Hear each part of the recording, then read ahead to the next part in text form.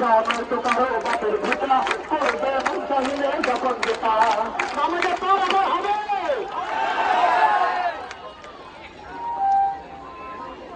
আমরা এখন আমাদের একটা বিরতিতে চলে যাব। আপনারা একটু ধৈর্য সহকারে অপেক্ষা করবেন, আমাদের পরবর্তী কর্মসূচিটা আমরা অ্যানাউন্সমেন্ট করে দেব। এবং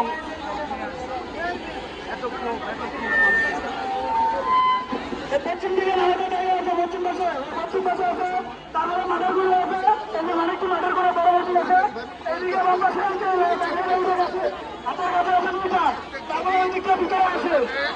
সবাই